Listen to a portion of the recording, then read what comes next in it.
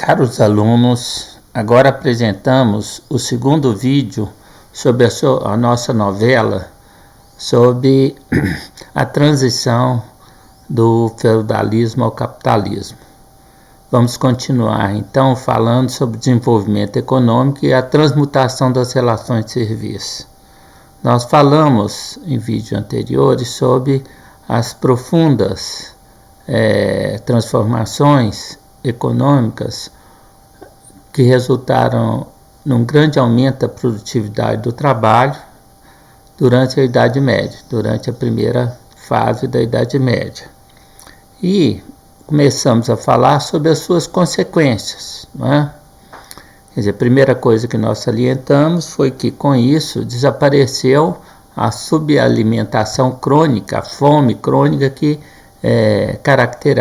caracterizava ou que caracterizou, né, a primeira fase da Idade Média, né, chamada Alta Idade Média. Né? Então,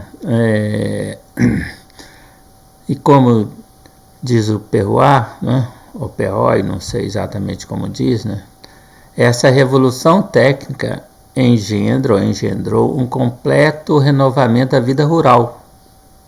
Em primeiro lugar, em todas as explorações com igual trabalho, as colheitas são muito mais vultosas. Claro, isso aí é o resultado imediato do aumento da produtividade agrícola. Você trabalha o mesmo tanto e colhe mais. Na reserva senhorial, tá certo? Para cultivar, isso é muito importante, para cultivar as grandes parcelas aráveis, o amo não mais necessita de um bando tão numeroso de indivíduos sujeitos à corvéia. Quer dizer, para obter a mesma coisa que ele obtinha antes, ele precisa de menos trabalhadores, não é? Bastam-lhe alguns homens. Não mais convoca os outros e entende-se com eles para que lhes paguem, em vez desse serviço, quer dizer, em vez da corvéia, né, algumas moedas ou produtos agrícolas. Destarte desaparece gradualmente a maioria das corvéias exigidas nos senhorios fundiários na época carolíngia. Carolíngia era a época de Carlos Magno. Então, quer dizer, há uma mudança, né, da chamada renda-trabalho, que nós falamos, que é a terminologia de Marx, da corvéia, ela vai desaparecer praticamente, vai ser substituída pela chamada renda-produto. Ou seja, entrega ao senhor de parte da produção do servo, em substituição da corvéia ou renda-trabalho, que agora se configura, se diferencia dessa, pelo fato de que o mais trabalho, quer dizer, o trabalho que do servo que é apropriado pelo senhor. O senhor vivia do trabalho do servo, aliás, todo mundo sabia disso na Idade Média, né? Por exemplo, hoje a tese marxista é que a mesma coisa acontece com os trabalhadores assalariados, embora isso não seja visível, daí ser importante ter alguma coisa como ciência econômica, para desvendar esses mistérios do mundo capitalista, que é uma confusão total, né? É muito difícil de compreender. Então, na Idade Média havia clareza, né, que quem carregava o piano, quem sustentava o edifício, né, quem era o servo. Já não deve ser executado, ou seja, o mais trabalho, né, já não deve ser executado sob a vigilância direta e a coerção do senhor de terra do seu representante. Porque os trabalhadores agrícolas, servos, né, trabalhavam, digamos, 3 dias por semana na terra do senhor. Nesses 3 dias eles eram vigiados, né, para ver se trabalhavam direito, estavam fazendo tudo ok, né? Pelo contrário, agora, né, o produtor direto, ou seja, o servo, né, impulsionado pelo poder das condições imperantes, em vez de sê-lo pela coerção direta e pela determinação legal, em vez de sê-lo pelo chicote, deve efetuá-lo sob sua própria responsabilidade. Ou seja, não é? Vamos supor que o trabalhador produzisse no ano, né, isso é só para simplificar, 60 sacos de trigo, de centeio, que eu falo? Centeio em lugar do trigo, porque o centeio foi sempre muito mais produzido que o trigo. O trigo era produzido para a cidade, vendido na cidade. O centeio, os servos produziam para si mesmos, para consumo interno, então, e para consumo do senhor, né? Então, se produzia muito mais centeio do que trigo. Então, você produz 60 sacos por ano de centeio.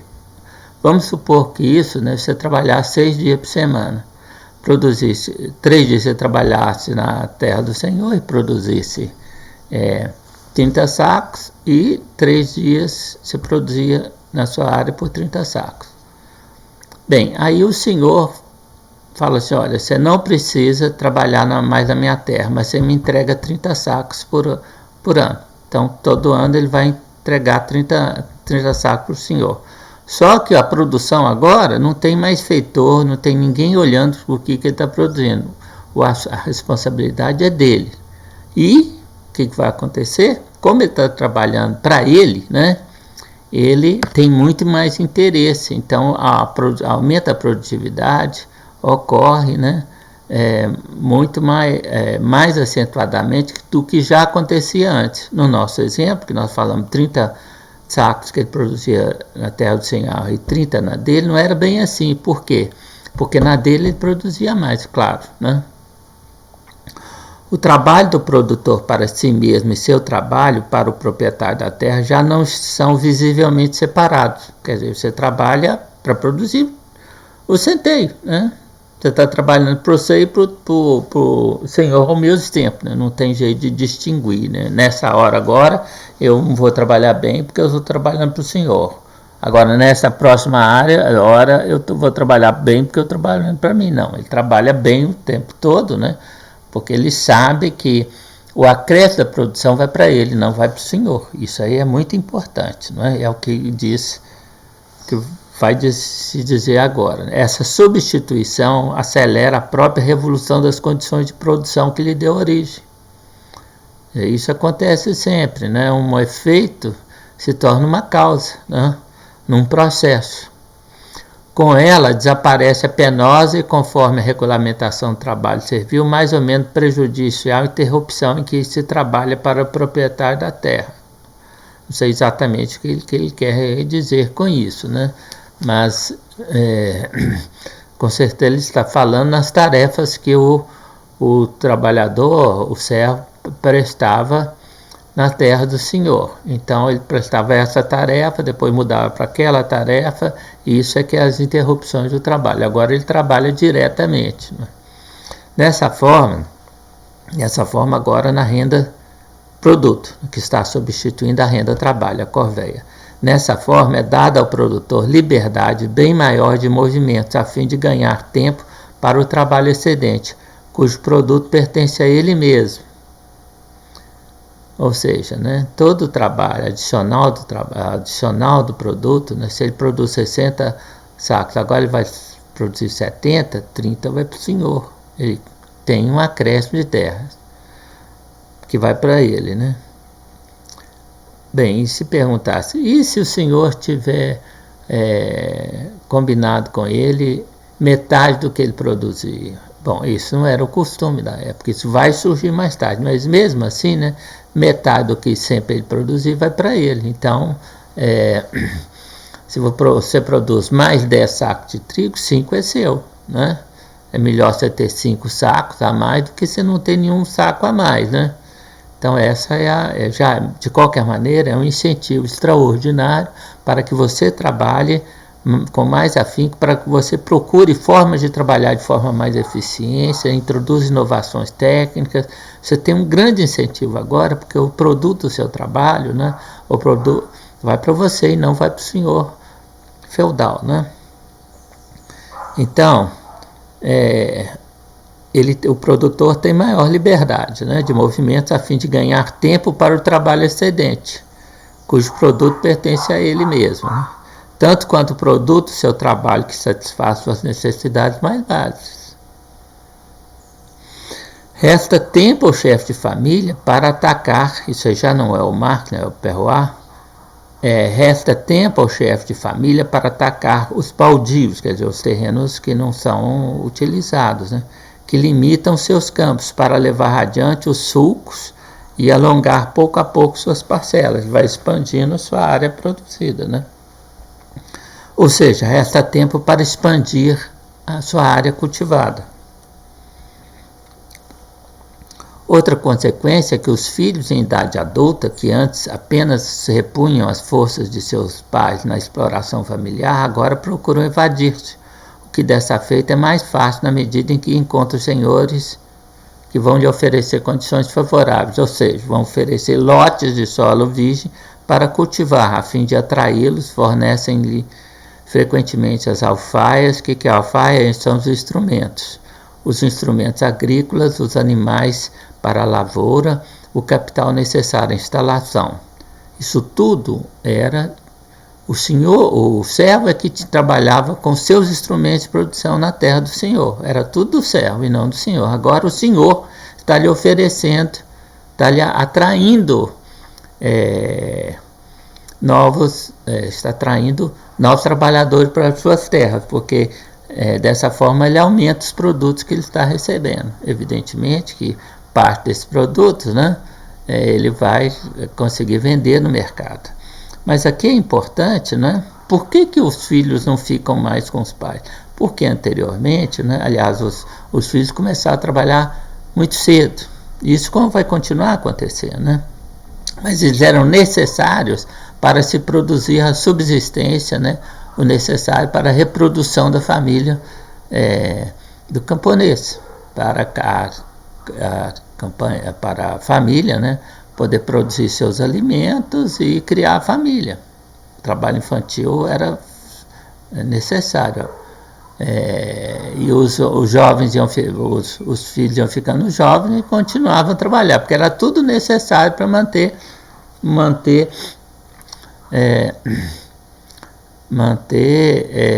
a família, tá certo? Para que ela se reproduzisse, né? Para que o casal criasse seus filhos, era necessário o trabalho da nova geração.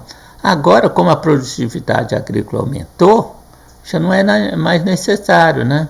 Está sobrando mão de obra, digamos assim, no field, né? Porque você com menos, quer dizer, não é que está sobrando, é que agora com menos trabalho, tá certo? Você produz o necessário. Então, quer dizer, os jovens podem sair, que isso não vai afetar as condições de vida da família, porque ela já vai ser satisfeita pelo trabalho do casal, pelo trabalho dos adultos, né? Quando o jovem, a pessoa fica jovem, né? Ele pode sair, né? E aí ele vai sair, por quê? Porque sabe que tem outros senhores, né? Outros senhores que vão lhe oferecer condições mais favoráveis. E isso é importante, porque na medida em que isso ocorre, em que outros senhores oferecem condições mais favoráveis, os próprios senhores, né, começam também a reduzir as obrigações dos servos. Por que eles vão fazer isso? Para preservar, para impedir que os servos fujam. Mas os jovens vão sair, né? Porque o incentivo vai ser maior, de qualquer maneira, né? Porque já não precisa do trabalho dele dedicado, vamos dizer assim, né? Então, os senhores já oferecem o gado necessário o gado para puxar o arado, oferecem até o arado, entregam ao camponês, né, várias coisas para buscar, para incentivá-los a mudar, né? Renunciam aos censos mais modestos. Ou seja, o que eles estavam? Censos aí é no sentido de tributo, de renda que eles exigem dos camponeses. Exigem renda, censos mais modestos, né? Comprometem-se a não elevar a talha. O que é a talha? A talha, nós já falamos, né? A coisa era, digamos, a extração era o tributo mais detestado na Idade Média, porque entrava o senhor na sua casa e pegasse o que você tivesse. Aí o senhor vai dizer o seguinte: não, eu só vou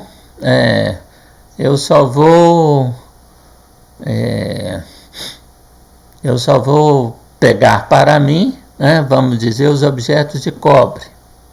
Aí a pessoa fala assim: então não vou trabalhar para o senhor, não.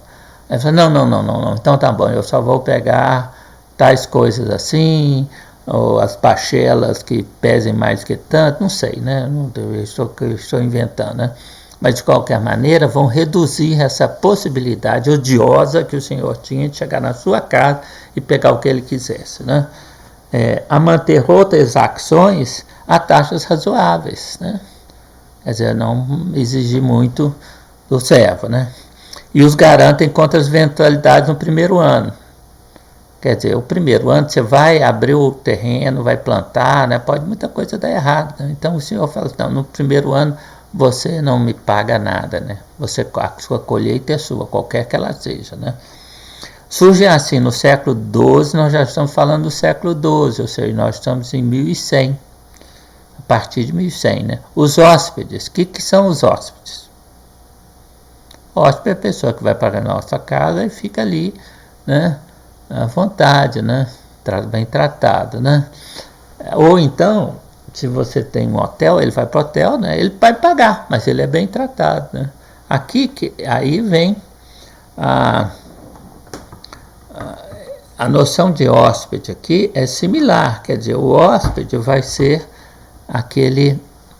aquela pessoa que vai trabalhar na sua propriedade, sou um senhor feudal, ele vai trabalhar na minha sociedade, mas ele não é mais um servo, ele é um hóspede. Ou seja, o que ele vai fazer? Ele vai me pagar um aluguel, como a gente vai no hotel e paga um aluguel, né? Não vai pagar o serviço do hotel, é a mesma coisa, ele vai pagar, né? Mas ele vai ser um homem livre, então ele vai ser um homem livre que vai trabalhar na minha terra. Isso aí vai ser, aliás, complicado, né? Você vai fazer isso para atrair, né, trabalhadores para sua terra, porque quanto mais gente estiver trabalhando na sua terra, mais próspero, mais rico você é, tá certo? Principalmente que nesse período vai se desenvolver o comércio, então você vai poder vender e com o produto da venda obter moeda que você pode comprar várias coisas muito que agora tem seu interesse, né? Mas então esse hóspede vai ser uma coisa complicada. Por quê? Porque os servos que não são hóspedes vão querer ser hóspedes, vão olhar com... Então isso instiga, né, os movimentos de liberação dos servos. Nós depois vamos falar um pouco sobre isso, né? Bom, com o aumento dos recursos em suas mãos, agora os senhores têm mais, não é que eles têm mais dinheiro, eles têm mais recursos, né? Com o desenvolvimento do mercado, eles vão ter mais dinheiro também, né? Mas aqui não é o recurso nessa época, são bens, né? Que são sacos de trigo que ele tem, tecidos, tudo que o servo produz e entrega para ele, né?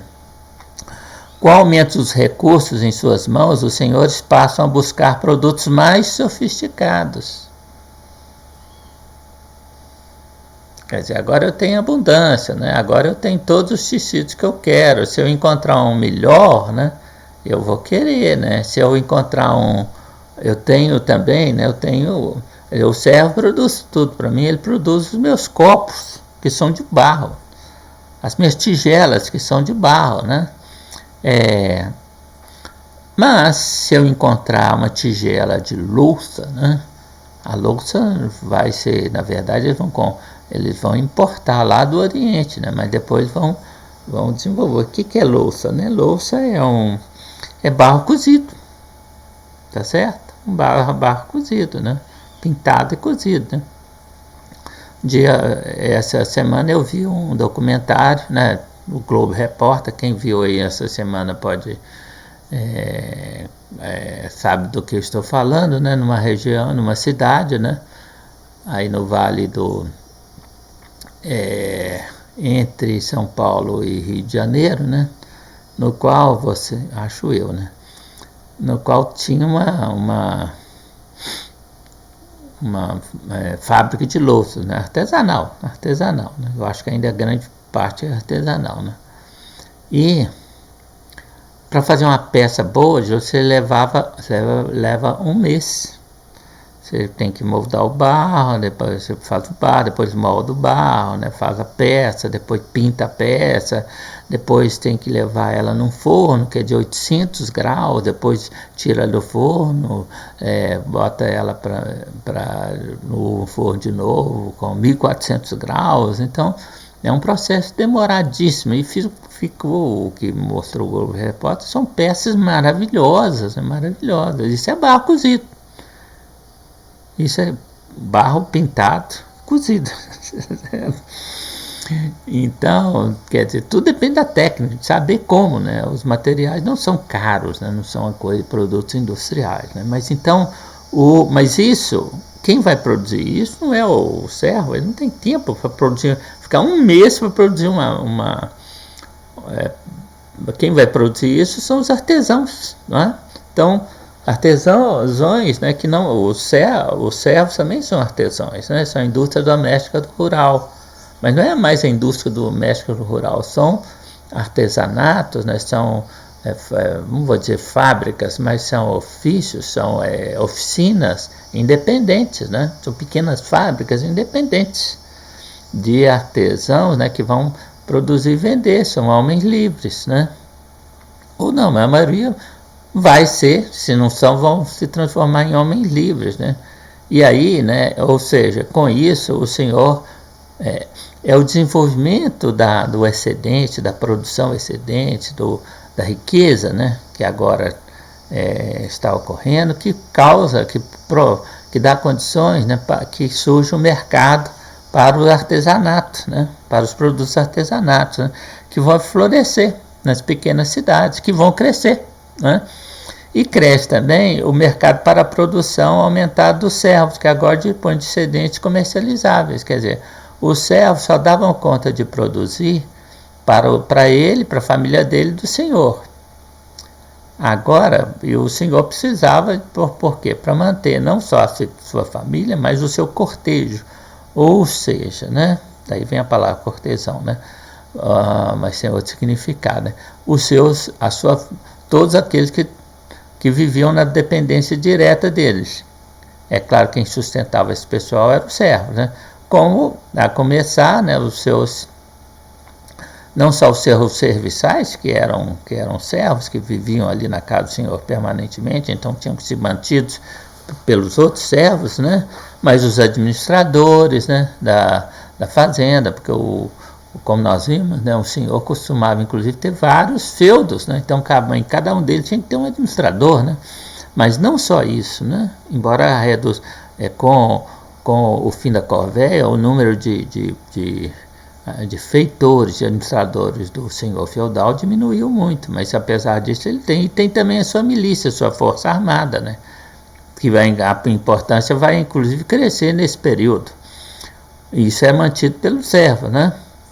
Mas além disso, né, ele precisa, os servos agora, quando a produção cresceu, né, o servo e o senhor, né, mas nós estamos aqui falando dos servos, né, tem um excedente de produção, porque ele produz mais do que ele tem necessidade, né. Isso aqui, como nós mostramos, né, favorece que os jovens saiam do feudo.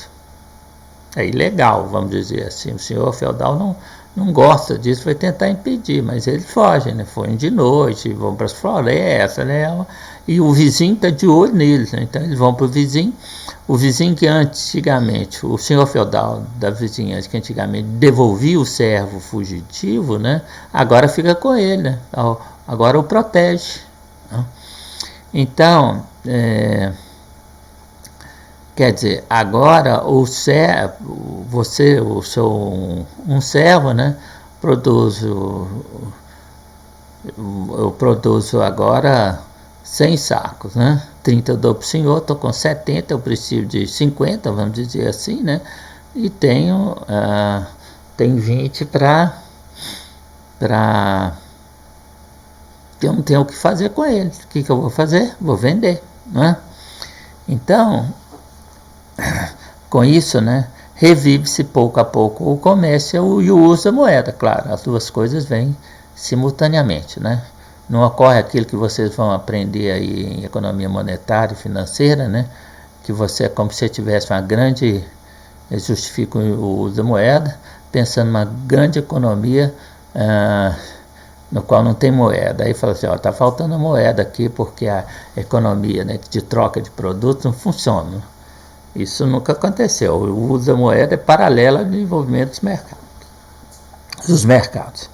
Também multiplicam-se as viagens comerciais e peregrinações, impressionando os contemporâneos. Surgem os albergues e hospedarias. Quer dizer, o pessoal vai viajar, né? Se na viagem você não vai levar um saco de trigo nas costas, né? Além da sua roupa, etc., né? Você tem que levar dinheiro, moeda, né? Então aumenta depois, e surgem os albergues, as hospedarias, né? Ocorre o aumento da demanda por mercadorias e o crescimento do comércio, né? E aqui nós apresentamos, né, a chamada via francicogena, que é uma via, né, de peregrinação anual que sai de Londres, na verdade de Canterbury, né, que é aqui no sul, né, da Inglaterra, né, no canal da Mancha, né, vinha daqui até Roma, quer dizer, o pessoal que ia fazer peregrinação para ir na cidade de São Pedro, né? Mas aqui está conectando com... Só que depois das cruzadas, o pessoal passa, né, a ir para Jerusalém. Jerusalém, quer dizer, aí você tem que passar, você tem que ir pelo mar, tá certo? Ou aqui, né, essa outra estrada que vai surgir, outra via de peregrinação, que é para Santiago de Compostela, né? Isso é uma história muito interessante, e todas as histórias aqui são interessantes, né? Outra via, e aqui são ramificações da chamada via francicogena. Isso é peregrinação. E essa aqui, como nós falamos, depois o pessoal vai começar, né? Depois das cruzadas, eles vão ir lá para Jerusalém, né? E aí é uma coisa muito importante, né? Com o aumento do número de animais, vamos lembrar que a criação de cavalo, com o descobrimento da aveia, com o uso da aveia, né, ele passou a ser facilitado. Então vai aumentar o número de cavalos, né? A melhoria dos arreios, isso vai ser uma coisa muito importante, né? O arreio antigamente também estrangulava a besta, né? Quer dizer, o cavalo, né? Agora não. Outra coisa, o uso do estribo. O estribo, tá aqui, ó, o estribo, né? O estribo é isso aqui, né? Opa, vamos, quer dizer, acabou que nós bloqueamos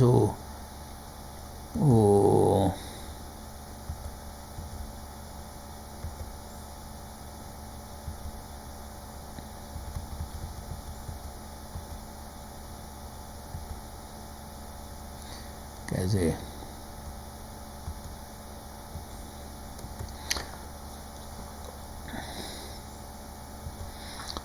o estribo, tá certo?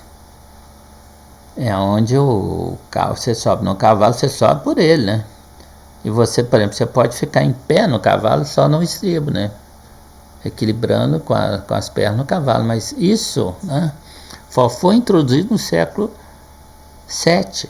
Por exemplo, os filmes que a gente vê de guerras antigas, dos cavaleiros em Roma antiga, né, que era menor, nós já falamos sobre isso, né? O número de cavaleiros no exército romano era pequeno, né? Eles não tinham estribo. Como é que você ficava em cima do cavalo? Você apertava os seus joelhos, imagina, né? Agora, isso dificultava o uso da cavalaria, né? Da cavalaria. Quer dizer, agora você fica em cima do estribo, você pode ficar em pé. Você pode usar o arco e flecha em cima do animal, tá certo? Então, quer dizer, agora é a cavalaria, chegou a vez da cavalaria. Em primeiro lugar, grande elemento vai ser o uso do estribo, por incrível que pareça, né? Mas aí, além disso, você aperfeiçoa o artesanato do ferro. O ferro fica mais barato. Você inclusive vai introduzir a ferradura, né? Mas o importante vai ser o desenvolvimento da armadura, né? Eu já vi, uma vez eu vi um filme, assim, plasticamente, muito bonito, que chama Excalibur, né? Que Excalibur é a espada do rei Arthur, né? O rei Arthur deveria ter existido aí no século VI, VII, né? Segundo a lenda. Só que os cavaleiros tinham do rei Arthur tinham aquela armadura completa, toda de metal, né? Aquela beleza, né? Reluzente. Olha, quando eu vi o filme, eu falei assim, isso aí, historicamente é uma besteira, né? Porque isso só vai surgir, né, no século XIV, né, muito depois. Por quê? Porque quer dizer, aqui, por exemplo,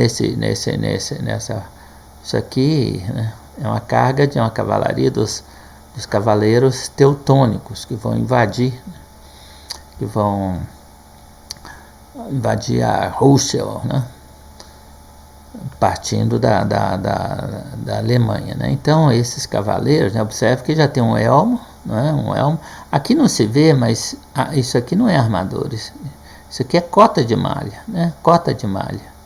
São um monte de argolinhas que é feito, né? Mas já tem um elmo poderoso, uma espada, né? Já estão usando estribo, já tem um escudo que provavelmente é de metal, né? Isso tudo é o aperfeiçoamento do artesanato do ferro, né? Então, com isso, surge a cavalaria pesada, né? Aqueles grandes cavaleiros com aquelas lanças compridas, aqueles duelos que a gente vê na televisão, né? Isso não existia até então, né? Então, isso vai surgir no século XII, né? Isso causa uma revolução na arte da guerra, né? Porque agora os cavaleiros vão ser uma força enorme, poderosa, né? Ela não é grande numericamente, sempre foi pequena, né? Mas vai ser uma força muito poderosa, né? Com o sucesso da cavalaria pesada, não é?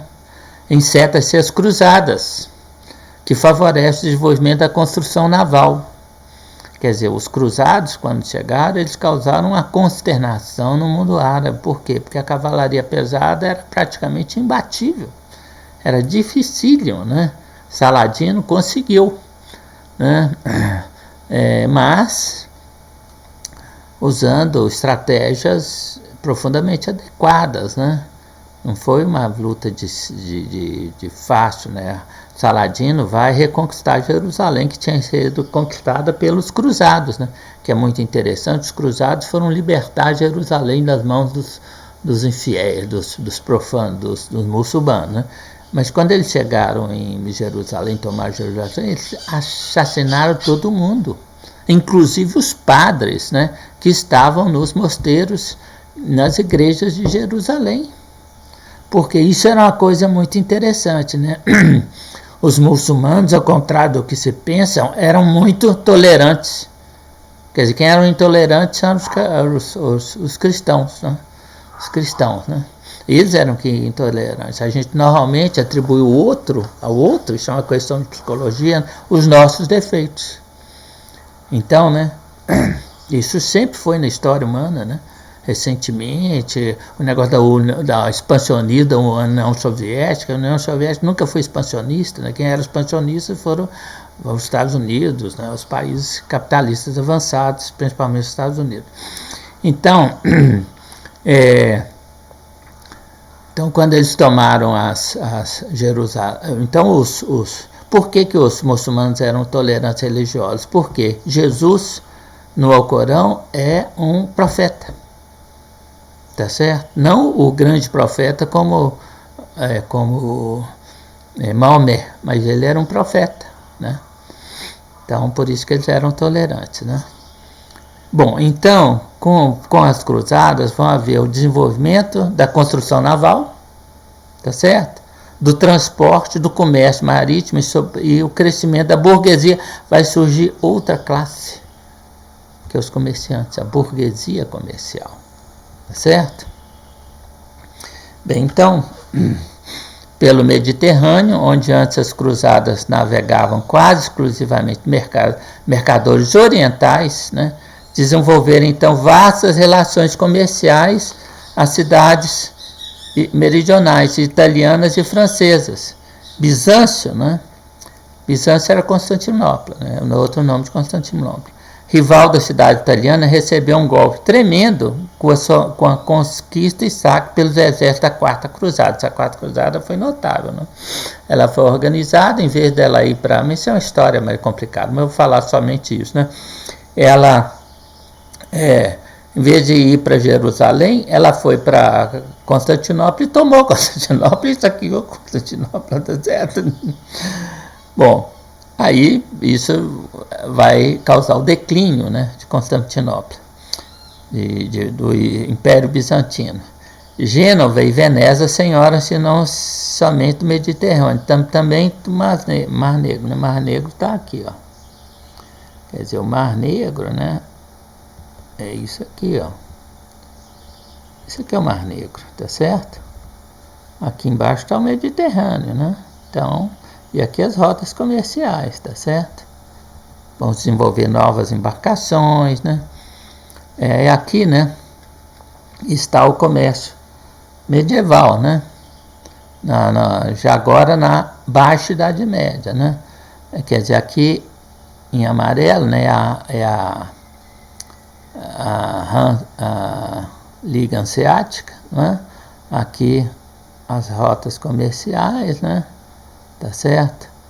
Gênova é esse roxo aqui, né? Rosa é a região dominada do comércio com Veneza, né? A Catalunha, né, está aqui. Então nós temos aqui as grandes rotas comerciais, né? Isso vai ser o renascimento comercial, né? Então, o que acontece? Você importa da Europa, a Europa importa produtos do Oriente. Alume, o que é alume? Alume é a pedra lume, né? Que ainda hoje tem, né? Quando era menino tinha mais, né? Que é usada para quê, né? É usada para várias coisas. Você usa, é um produto que você usava de forma medicinal, né? Porque ela constrange as veias, né? Então ela é usada para tratamento de problemas cardíacos, mas também ela era usada, né, para fazer tingimento de roupas, né? Especiarias e objetos de alto luxo, porque o artesanato ocidental ainda produz produtos muito toscos, mesmo o especializado. Escoamento para o Oriente de certos produtos do artesanato europeu. Quais? Principalmente os produtos de lã. Particular o pano de lã e linho. Cabotagem é transporte marítimo entre os portos muçulmanos desde a Ásia Menor até o Marrocos. Tais foram durante esse período as atividades complementares dos marinheiros genoveses e venezianos. Empresas lucrativas, pois baseavam-se em mercadorias de grande valor e as vendas eram facilmente saldadas em ouro. Então é isso hoje, né? O comerciante, né, que vai enriquecer, tá certo? Ou seja, como diz Léo Huberman, né, entra em cena o comerciante. E agora, então, nós paramos por aqui, né, e continuaremos no próximo vídeo.